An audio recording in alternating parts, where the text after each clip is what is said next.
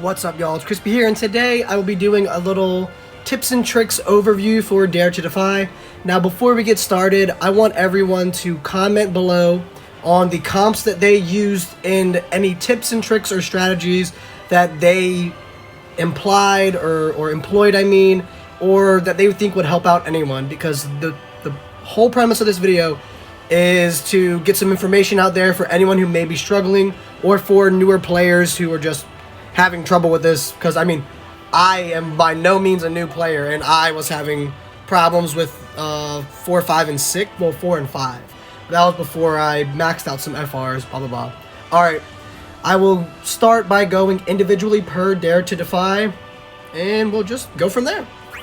So for this one, Dare to Defy 1, it's basically the Odin Shinryu. Literally. What I employed was Tidus, Cisne, and Snow. I used Snow, so just in case Odin were to get a turn, he would block for us so he wouldn't get broken. Because if he breaks you, it's basically an insta-kill. Especially if he manages to get his FR up. He uses Zantetsuken. If he breaks any of your team, insta-kill. Doesn't matter. KOs all enemies. It's not good. So, yeah, recovers from break, KOs target when inflicting break. Yeah. And he gets, I think it's like 79. I can't remember the thresholds exactly, but he moves in front of you. Like, he gets instant turn rate, basically. No matter where he is, he moves and goes next. So, that's why I had Cisne there, I think, to help me out with that. So she could break him or something. And Tidus, basically doing Tidus things. I set up for a one-shot BT phase so that I could ignore the entire fight. I'm going to be completely honest with y'all. And that's why I struggled for Dare to Defy 5, because I used Tidus right here.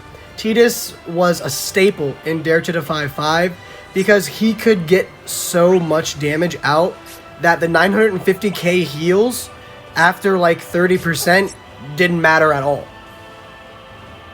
Okay, now for Dare to Defy 2, I used no BT. This one was a lot easier. I used Dash, Edge, and Sice. Basically, off-turn trap damage was Edge and Sice. They did a lot. Dash kind of just paralyzed and helped to raise the FR gauge. And these things, the Killing Scissors, the Arachnes, they really don't do much. I mean, I didn't even get HP attacked once. I think they had some type of poison or something that maybe hurt me. Hence the 130 down here. But it did take me a little while. 48 out of 60 turns. It took me, I want to say like 20 minutes maybe? I don't know. But that one was with no BT and minimal effort. I mean, the game basically played itself. I just let them attack me, and Edge countered a bunch, and then Slice's trap damage went off, and Desh just built the FR gauge.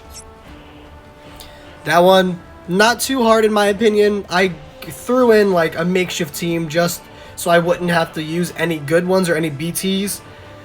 Now for Dare to Defy 3, I used Freya, Kane, and Zac. Basically, Freya and Kane were there for the off-turn damage, Kane's BT effect. Zac had lock and made sure that if we were to get HP attacked, he would tank it, he can't die. So we're good. The only thing about this is they cannot be knocked back, they cannot be delayed, including delay from break. They cannot lose turns. You can't delay them at all. And you can't freeze or any debuffs that prevent action. So basically, you just have to have them get turns. And who better to satisfy that than Zac? The best tank in the game, in my opinion. And my favorite Final Fantasy character. You know, no bias included. But he makes sure you don't die with his undead mechanic. His BT effect has to stay up. And then you can get a lot of BT damage in his BT phase because of the off-turn DPS from both Freya and from Kane. There are two enemies in this fight too, so beware of that. Alright, Dare to Defy 4. This is where I started encountering some problems. I didn't even upload it until a couple days ago. I did Dare to Defy 4, then I did Dare to Defy 6, and then I was like, okay, let me stop being stubborn. And I maxed out Charlotta, but we'll get to that. So for this, I used Terra, Selfie, Laguna. I wanted Laguna there for the off-turn damage, as well as, I think he had, I want to say he had, I might have the team still built somewhere. No, I don't. But he had, I think, the Fujin call. Excuse me, I was about to burp and my voice cracked at the same time. That was terrible. I think he had a Fujin call on so that I could get the wind weakness damage, and there's a mechanic in there. It's called, it basically wants you to deal wind damage to them, and if you don't, you will get delayed a turn for every action. So let's say Garnet acts. As soon as she acts, she'll get delayed. So it's not good. It's not good. So then once you do deal wind damage to them, there's a prompt that comes up that says, the storm abates. So basically, like, okay, cool, like, that typical, not typical, but that sort of mechanic was satisfied, and now we don't need to deal with it. And I basically didn't let them get many turns, and even if they did, they didn't really do anything to hurt me. I mean, they kind of just do brave attacks, unless you let them get their FR gauge up, in which case you can't break them, and they have like 21k brave or something, and they will HP attack you and deal a lot of damage. So I basically just had Terra take every single turn in a row. I had Selfie build the FR gauge, and I had Laguna get a bunch of off-turn trap damage from his BT effect and gold debuff. Selfie, towards the end, I had to use the FR gauge twice because we didn't manage to murk them in Terra's FR or Terra's BT phase. So I basically just kept turn rotating with Selfie and just building the gauge little by little, percentage by percentage, and we pulled it out. It was a close one, but we pulled it out. This is the one that was, I think, like 23 minutes long, and I don't ever want to do it again. This is the team that's locked. I'll never do it again. But I was having problems with Dare to Defy because I've been clearing all the content with Titus. I've only built, I think, 2 or 3 FRs. Kane, Titus, Desh. At that point in time, it was only those 3. I didn't need anyone else's. But when it comes to the Dare to Defy, you can get through some of them with no BT. You can get through this one with no BT, no FR. It'll take a long time. I personally did not feel like making a 45-minute video. So that's why I chomped at the bit and I built a couple FRs. I built Terra's, and I built Charlotta's. Now, I also greened Charlotta, but I think that this was a good investment.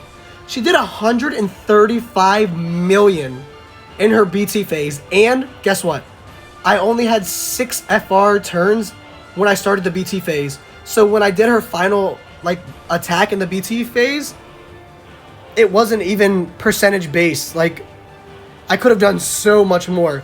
I could have got me, I mean, maybe like 5 million more. I don't know, a couple, but whew, she one turn BT phase, not one turn, but she one shot BT phased it. I had guarded in there for those heavenly auras. I had Beatrix in there because I needed to start out with a debuff. The hardest part in this fight, Dare to Defy 5, is that you have to have 6 debuffs on the enemy before it will not instant counter you. It'll use missile, or it'll use 2 turns of missile, then it'll use an AoE attack, and the AoE attack will hurt you a lot.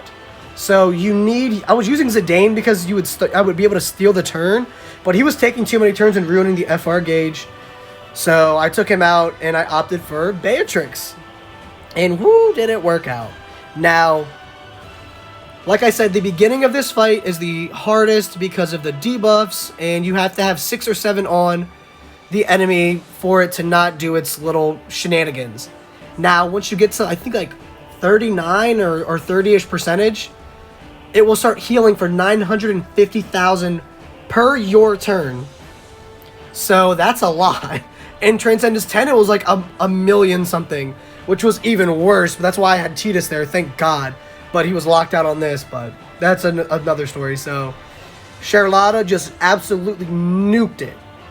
Now, Dare to Defy 6. This is self-explanatory. I duoed it with Reno and Orin. I mean, Reno just gets his FR gauge up, and they counter until the enemy essentially kills itself. Like, they act, and we're like, you know what? Thank you for doing something, because we're going to counter. So this one, in my opinion, was the easiest of them all due to my specific comp that I had. Now, comment below, tell me y'all's. We do have one more, Dare to Defy 7. I think it releases in like a day or two when the raid releases with Cloud of Darkness. So, excuse me, I have the hiccups. We will see how that goes. I just wanted to make sure I got this out before. I hope this helps everyone. Please like, comment, subscribe, share this around. I hope my banter does something. Now, don't forget to comment below on everything that y'all used. I will put my Dare to Defy playlist in the pinned comment in case anyone wants to check out my runs. Thank y'all for watching. It's Crispy here. Peace.